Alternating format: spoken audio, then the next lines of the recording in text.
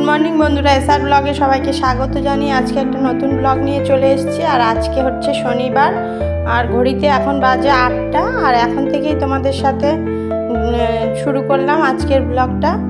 আর দেখো, দেখতে থাকো। বিছানাটা দেখো, সকাল সকাল একবার গুছিয়েছিলাম, আবারও নষ্ট হয়ে গেছে। সকাল সকাল বিছানা গুছিয়ে বাসি কাজকর্ম সব কমপ্লিট করা হয়ে গেছে, কিন্তু আমি যখন চা খেতে এলাম, সকালের খাবার দাবার রেডি করে নিয়ে কেউ খায়নি এখনও। আমি এখন চাটা খেয়ে নেব, তারপরে সবাইকে খেতে দেবো। আর ওখানে ছোটো মেয়ে এখানে বসে পড়ছিল, আর বিছানা পুরো নষ্ট করে দিয়েছে। ছোটো মেয়ে আলাদা ঘরে পড়ে, বড় মেয়ে আলাদা ঘরে পড়ে, যার যার ঘরে আলাদা আলাদা পড়ে। কিন্তু এই ঘরটার মধ্যে পড়ছিল বিছানার মধ্যে বসে, কিন্তু বিছানাটা পুরো নষ্ট করে দিয়েছে। ফের এসে বিছানাটা আগে টান টান করলাম, তারপরে চাটা খাচ্ছি। টান টান বিছানা দেখতে খুবই ভালো লাগে। টান টান না থাকলে, বিছানা এলোমেলো থাকলে দেখতে অতটাও ভালো লাগে না, নিচেটাও ভালো লাগে না।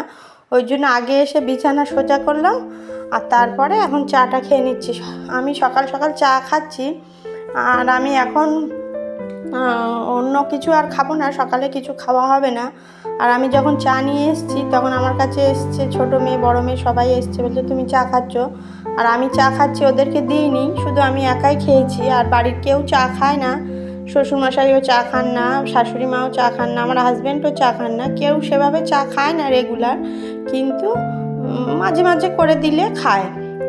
আর এই যে চাটা খেয়ে নিয়ে আর আমি ঘরটা ঝাড়ু দিতে এসেছিলাম। সকালের কাজকর্ম বলতে, সকালে ঘর ঝাড়ু দিয়ে সামনের জায়গাটা একটু ঝাড়ু দিয়ে মোছা হয়েছিল, ভিতরের এই ঘরগুলো মোছা হয়নি। সব দিনই তোমাদের সাথে বলে থাকি, আমার হাজব্যান্ড যেহেতু দোকানে যান, সকালবেলা 7টার দিকে উনি দোকানে বেরিয়ে যান, ওর জন্য আমি ঘরের কাজগুলো, সামনের ঘরের কাজটা আগে করে দিই, তারপরে টিফিনও করতে হয়। ওই জন্য ভিতরের এই সব ঘরগুলো ঝেড়ে মুছে অনেকটা সময় লেগে যায়, ওই জন্য করা হয় না।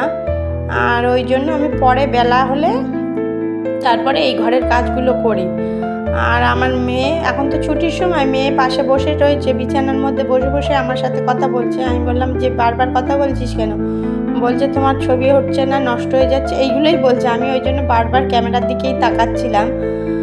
আর এই যে এখন ঘরটা ঝাড়ু দেওয়া হয়ে গেল, এখন ঘরটা মুছে দেবো। আবার সব ঘরগুলো আমাকে আবারই ঝাড়ু দিতে হয়েছে, কেননা সকালে ঝাড়ু দেওয়া হয়েছে, সামনের জায়গাটা মুছেও নিয়েছিলাম, কিন্তু আবার বেলা হয়েছে, যখন বেলায় কাজটা করছি তখন সব মুছে টুছে নিয়ে তারপরে অন্য কাজে যাব।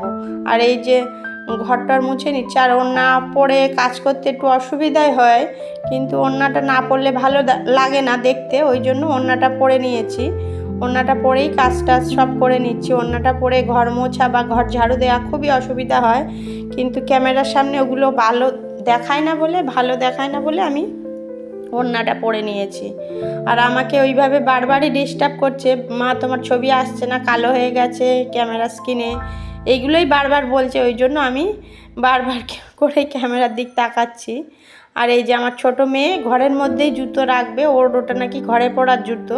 এখন গরম পড়ে গেছে, বলছি যে গরম পড়ে গেছে, ঘরে জুতো রাখতে হবে না, ঘরে জুতো পরার জন্য ব্যবহার করতে হবে না। আমরা সবাই ঠান্ডার সময় ঘরের মধ্যে জুতো পরে হাঁটে, ও সেটাই মনে রেখেছে যে আমাকেও ঘরের মধ্যে এখন জুতো পরতে হবে। ওই জুতোটা নিচে খুলে রেখে বিছানার উপরে উঠে ও এখন পড়াশোনা করছে। লেখাটেখা দিয়েছি, গরমের ছুটির স্কুল থেকে অনেক কাজ দিয়েছে, ওইগুলোই করছে। আর আমি এখন ঘরের কাজগুলো করে নিই, ঘরের কাজ করে নিয়ে এগুলো করে নিয়ে স্নান করে পুজো দিয়ে নেব।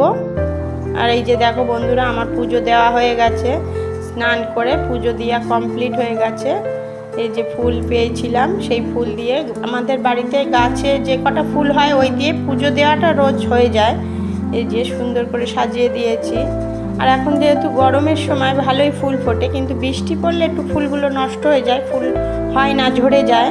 কিন্তু এখন গরম, যেদিন বৃষ্টি হয় না সেই দিন ভালোই অনেক ফুল হয়। আর এই যে ফুলগুলো দিয়ে পুজো দিয়েছি, সব আমাদের বাড়ির গাছেরই ফুল, পুজো টুজো দিয়ে নিই। আর আজকে ভোগে সেরকম কিছু দিইনি, বাতাসা দিয়েই ভোগ দিয়েছি ভগবানকে। আর ফুল দিয়ে পুজো দিতে ভালোই লাগে, তোমাদের সাথে শেয়ার করতেও ভালো লাগে। আর পুজো দেওয়ার পরে কিছুক্ষণ বাদে আমি এই প্রসাদটা তুলে নিতে এলাম, কেননা আমরা প্রসাদ রাখি না, তুলে নিই। টিকটিকি মুখ দেবে, ওই জন্য তুলে রাখি। আর এই যে রান্নায় চলে এসেছি, দেখো পটল কেটে নিয়েছি, মাঝখান থেকে আজকে দুভাগ করে দিয়েছি। আর এই আমের জন্য টক কেটে নিয়েছি। আজকে সেভাবে কিছু রান্নাই হবে না, নিরামিষ। আর ওই টমেটোগুলো একটু মাখা করব, মাখা মানে সিদ্ধ দিয়ে মাখবো, ওই জন্য রেখেছি। দেখি কতটা কি করতে পারি। আর এই যে পটলগুলো ভেজে নিচ্ছি এখন। পটল আলুর তরকারি রান্না হবে, আর কিছুই সেভাবে নেই, আর টক হবে। আজকে শনিবার, নিরামিষ খাবো। এই যে পটল আলুর তরকারিটা আমার হয়ে গেছে কমপ্লিট রান্নাবান্না। পটল আলুর তরকারি আর টক। আর ছোটো মেয়ে যেহেতু পটল ভাজা খেতে ভালোবাসে, ওর জন্য 2 পিস পটল ভাজা রেখেছি। তাহলে ভিডিওটি এই পর্যন্ত, টাটা বন্ধুরা।